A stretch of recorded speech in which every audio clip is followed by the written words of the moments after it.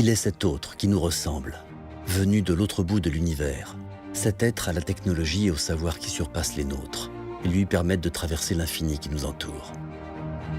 Il est cet explorateur irascible que la soif de conquête finira par entraîner sur notre terre. Il est ce petit homme vert, ravisseur de pères de famille, qui nous rend visite au milieu de la nuit. Ce prédateur intergalactique qui nous chasse comme une proie sans défense. Cet ami à l'allure d'enfant qui nous comprend et nous rassure. Il est le reflet de nos penchants les plus sombres, notre besoin de domination, mais aussi celui de notre quête de salut. Il est la réponse au mystère de notre humanité. Il est notre fin, notre point de départ. Il est l'alien de cinéma.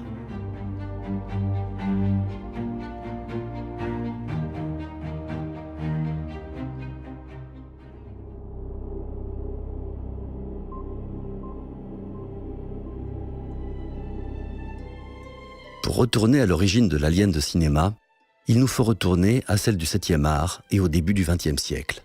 À cette époque, l'Europe connaît une période d'essor industriel et scientifique sans précédent. Ce que l'on appellera plus tard la révolution industrielle donne un formidable espoir aux populations d'une prospérité et d'une paix durable dans le monde. Cette foi en la science inspire des auteurs comme Jules Verne et H.G. Wells, qui pour la première fois imaginent des formes de vie extraterrestres. Dans l'atelier d'un petit théâtre parisien, les frères Lumière sont sur le point d'inventer une machine à projeter des images en mouvement, le cinématographe.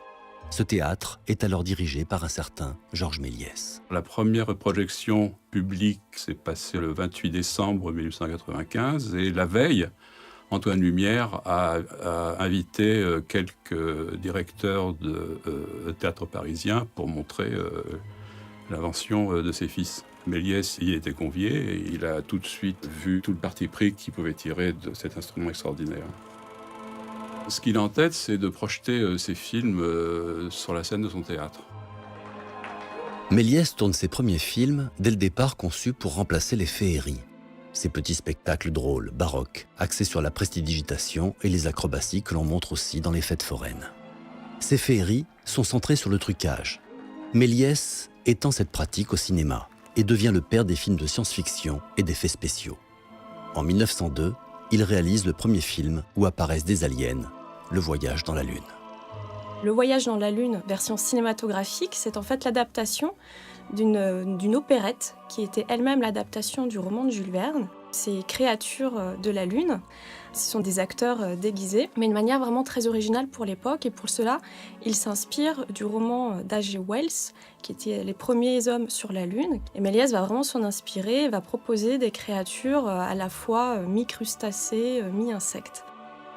Les Sélénites sont incarnés par des acrobates issus du music-hall, qui, grâce à leur souplesse, se déplacent de façon singulière. Ils ne sont ni effrayants ni dangereux, puisqu'un simple coup de parapluie suffit à les faire disparaître, mais proposent une vision joyeuse de cet autre venu d'ailleurs. Avec ce film, l'extraterrestre de cinéma vient de naître. Il porte en lui le positivisme de ce début de siècle, et cet engouement par rapport à la science et au progrès sans limite qu'elle laisse imaginer. Mais malgré le succès du Voyage dans la Lune et sa reproduction dans le monde entier, le genre ne prend pas. L'alien disparaît des écrans de cinéma.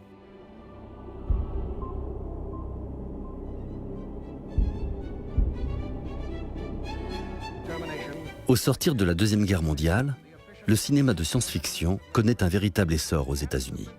Du statut de genre réservé aux enfants, il passe peu à peu à celui d'un cinéma qui permet de se représenter un monde encore en suspens. L'Europe est en pleine reconstruction et l'économie américaine s'épanouit, portée par les besoins en matières premières du reste du monde et le passage de sa production vers une économie de biens de consommation. You had the military-industrial complex coming up because of the war and coming out with all sorts of new technologies. People talked about living better through chemistry. There were new appliances to buy. And, the economy was certainly spurred on by this, but there was a lot of ambivalence about new technology. Car dans les années 50, si la technologie est synonyme de progrès et de confort, elle renvoie aussi à quelque chose de beaucoup plus sombre. En effet, l'humanité n'est pas sortie intacte de cette guerre apocalyptique. Une image notamment a frappé les esprits. Celle des 2 bombes atomiques lâchées sur Hiroshima et Nagasaki.